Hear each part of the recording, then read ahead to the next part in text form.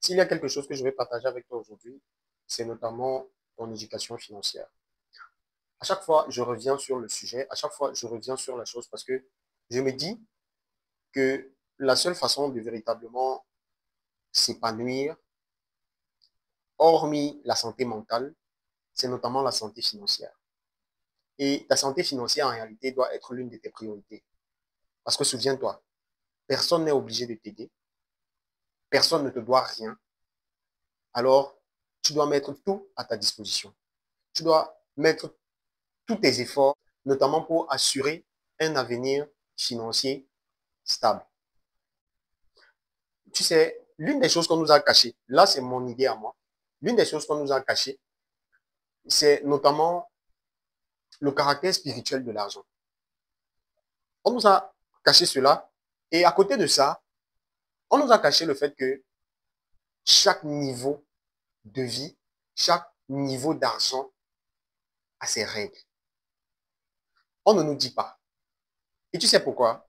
On ne lui dit pas cela parce qu'en réalité, on a diabolisé certaines choses. On nous a fait croire que certaines choses sont mauvaises. Pourtant, ces choses existent depuis la nuit des temps. Ces choses ont été mises en place et c'est comme ça. C'est le processus. C'est un système. L'univers est un système. Et dans ce système, existent de sous-systèmes. Moi, j'ai toujours eu l'impression qu'en réalité, quand on parle de loge, quand on parle de secte, de satanisme et tout ce qui va avec, il ne s'agit là que des mauvaises choses. En réalité, c'est parce qu'on nous a fait croire que ces choses sont mauvaises. Je ne dis pas qu'elles sont bonnes, mais je dis tout simplement que l'homme, avec sa capacité assez égoïste, assez égocentrique, a dénaturé la véritable valeur de certaines choses. Quand je dis ça, beaucoup de personnes comprennent. Mais ce qu'on doit comprendre, c'est que la question qu'on doit se poser véritablement, c'est que pourquoi à l'extérieur, pourquoi ailleurs, quand il s'agit de loges, quand il s'agit de confréries, de sectes et autres, pourquoi ailleurs ils prospèrent? Pourquoi ailleurs ils construisent leur pays, ils construisent des écoles, des routes, des gratte-ciel et tout ce qui va avec. Mais chez nous en Afrique, on va te demander ton derrière. On va te demander ta mère, on va te demander ton père, on va te demander tout ce à quoi tu tiens. On va les arracher. C'est pour que tu cherches l'argent pour faire quoi?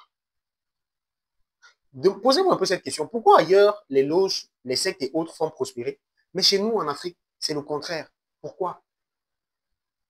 Vous savez, moi, je me dis que le véritable problème en Afrique, ce n'est pas la colonisation. Moi, je me dis que le véritable problème en Afrique, ce n'est pas la colonisation. Le véritable problème en Afrique, c'est véritablement ce caractère assez égocentrique, assez égoïste que certaines personnes ont. Et partant de là, ils créent une certaine barrière. Une fois qu'ils atteignent un certain sommet, ils créent une barrière, notamment pour empêcher les autres d'atteindre ce niveau ou alors même de dépasser ce niveau. C'est véritablement assez difficile pour un jeune de s'en sortir au Cameroun. C'est difficile pour un jeune de véritablement entreprendre, de se lancer. Pourtant, en réalité, c'est une activité qui devait être convoitée par tous les jeunes. Pourquoi? Parce qu'on devait notamment apporter un véritable soutien à la jeunesse. Mais ce n'est pas le cas. Tu ouvres une microstructure, après quelques mois, tu fermes. Tout simplement pourquoi les taxes, les impôts et tout ce qui va avec ça te plonge dans le trou. Les gars, c'est grave. Quand je dis ça, peut-être tu ne me comprends pas. Mais fais une analyse simple.